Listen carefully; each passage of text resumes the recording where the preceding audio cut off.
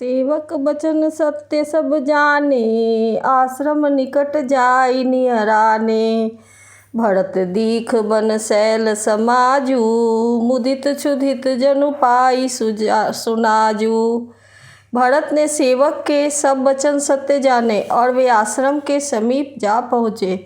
वहाँ के वन और पर्वतों के समूह को देखा तो भरत जी इतने आनंदित हुए मानो कोई भूखा भोजन पा गया हो। इति भीति जनु प्रजा दुखारी, त्रिविध ताप पीड़ित ग्रह मारी। जाई सुराज सुदेश सुखारी, होहि भरत गति देखी अनुहारी।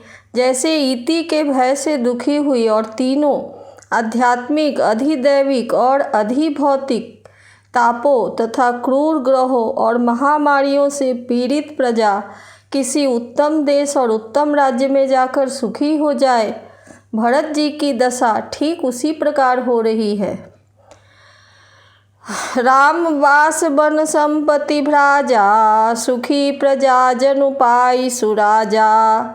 सचिव विराग विवेक नरेशु, विपिन सुहावन पावन देशु।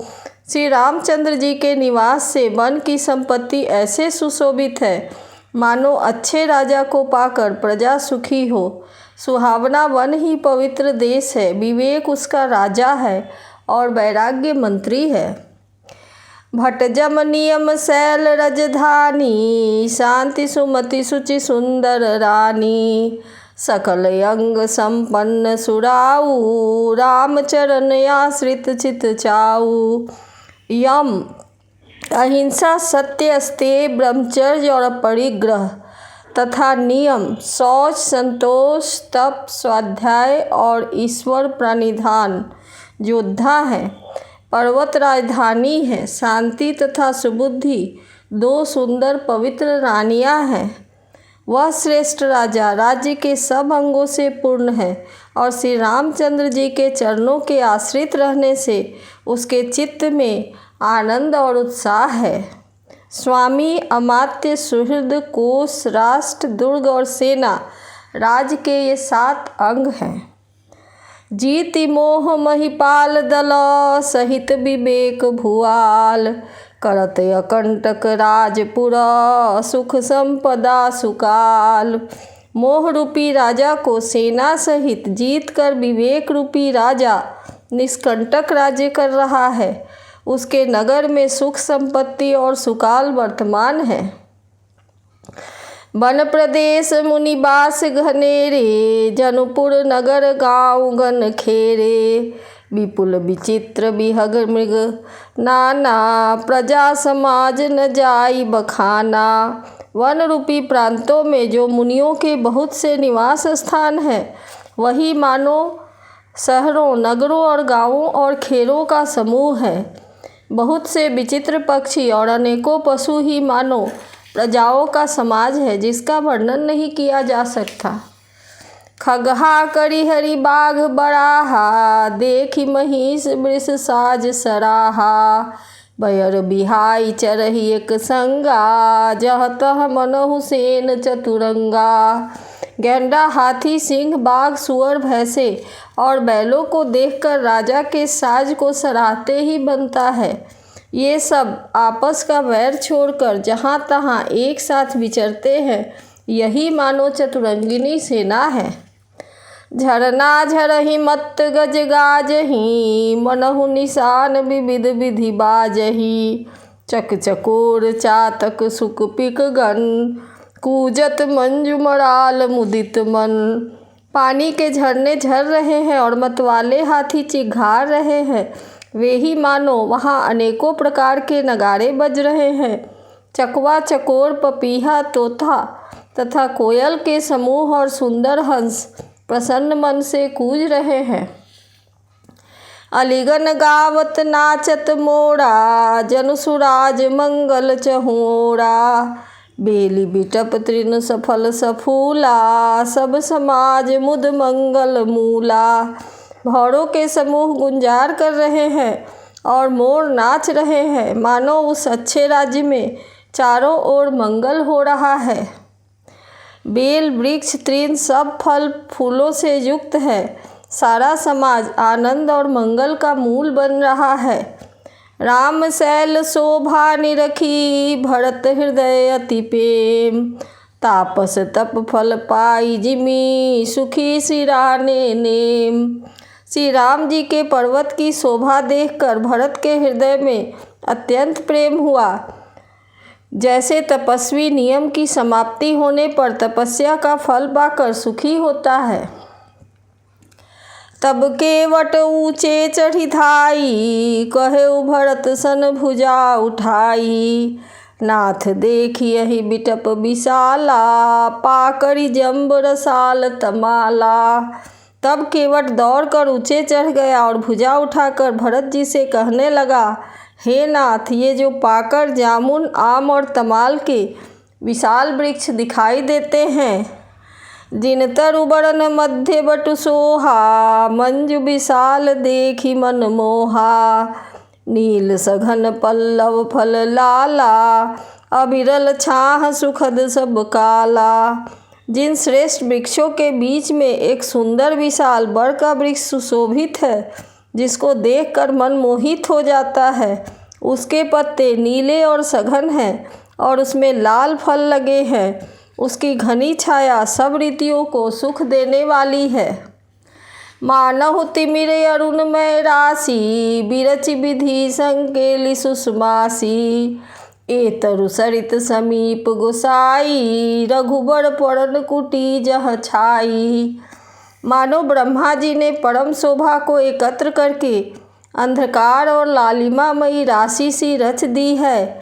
हे गुसाई, ये वृक्ष नदी के समीप हैं, जहाँ श्री राम की पर्णकुटी छाई है। तुलसी तरुबर विविध सुहाए, कहु कहु सिए कहु लखन लगाए। बट छाया वेदिका बनाई, सिए निज पानी सरोज सुहाई। वहाँ तुलसी जी के बहुत से सुंदर वृक्ष सुशोभित हैं, जो कहीं कहीं सीता जी ने और कहीं लक्ष्मण जी ने लगाए हैं। इसी बर की छाया में सीता जी ने अपने कर कमलों से सुंदर वेदी बनाई है, जहाँ बैठी मुनिगण सहित नित सिए राम सुजान। सुनहि कथा इतिहास सब, आगम निगम पुराण। जहाँ सुजान से सीताराम जी मुनियों के वृंद समेत बैठकर नित्य शास्त्र वेद और पुराणों के तथा सब कथा इतिहास सुनते हैं। सखा बचन सुनि बिटप निहारी, उमगे भरत बिलोचन बारी। करत प्रणाम चले दो भाई, कहत प्रीति सारद सकुचाई। सखा के वचन सुनकर वृक्षों को देखकर भरत जी के नेत्रों में जल उमड़ आया। दोनों भाई प्रणाम करते हुए चले। उनके प्रेम का वर्णन करने में सरस्वती जी भी सकुचाती है। हरसहि निरखि राम पद अंका, मानहु पारस पायउ रंका। रज सिर धरिहि नयन नर लावहीं, रघुबर मिलन सरिस सुख पावहीं। श्री रामचंद्र जी के चरण चिन्ह देखकर दोनों भाई ऐसे हर्षित होते हैं, मानो दरिद्र पारस पा गया हो। वहाँ की रज को मस्तक पर रखकर हृदय में और नेत्रों में लगाते हैं और श्री रघुनाथ जी के मिलने के समान सुख पाते हैं। देखी भरत गति अकथ अतीवा, प्रेम मगन खग मृग जर जीवा। सखहि स्नेह विवश मग मूला, कही सुपंथ सुर बरसहि फूला। भरत जी की अत्यंत अनिवर्चनीय दशा देखकर वन के पशु पक्षी और जल जीव भी प्रेम में मग्न हो गए। प्रेम के विशेष बस होने से सखा निषाद राज को भी रास्ता भूल गया। तब देवता सुंदर रास्ता बतलाकर फूल बरसाने लगे। निरखि सिद्ध साधक अनुरागे, सहज स्नेह सराहन लागे। होत न भूतल भाव भरत को, अचर सचर चर अचर करत को। भरत के प्रेम की इस स्थिति को देखकर सिद्ध और साधक लोग भी अनुराग से भर गए और उनके स्वाभाविक प्रेम की प्रशंसा करने लगे कि यदि इस पृथ्वी तल पर भरत का जन्म न होता तो जड़ को चेतन और चेतन को जड़ कौन करता। प्रेम यमीय मंदर बिरहु भरत पयोधि गंभीर मथि प्रगटे सुर साधु हित कृपा सिंधु रघुबीर।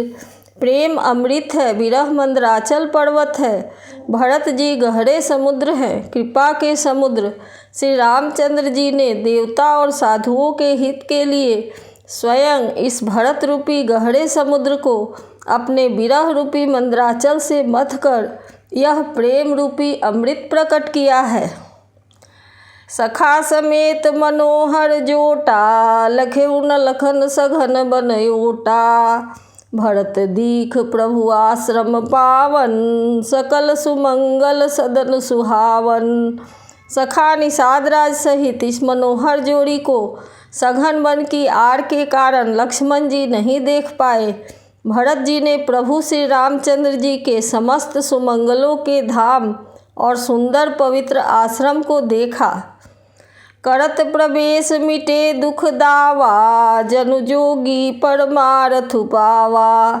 देखे भरत लखन प्रभु आगे पूछे बचन कहते अनुरागे। आश्रम में प्रवेश करते ही भरत जी का दुख और दाह मिट गया, मानो जोगी को परमार्थ प्राप्त हो गया।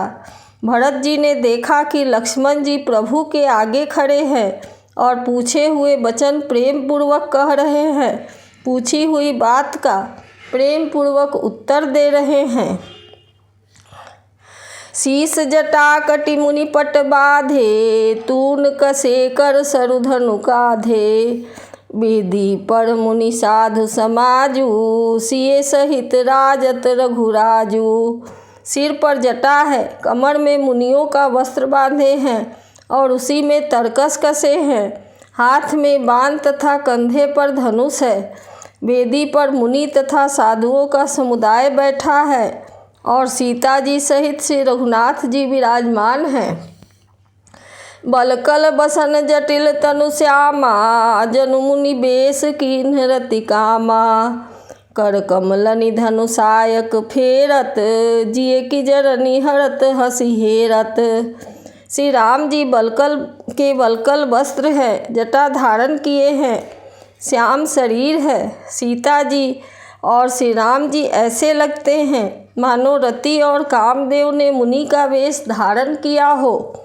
श्री राम जी अपने कर कमलों से धनुष बाण फेर रहे हैं और हंसकर देखते ही जी की जलन हर लेते हैं, अर्थात जिसकी ओर भी एक बार हंसकर देख लेते हैं उसी को परम आनंद और शांति मिल जाती है।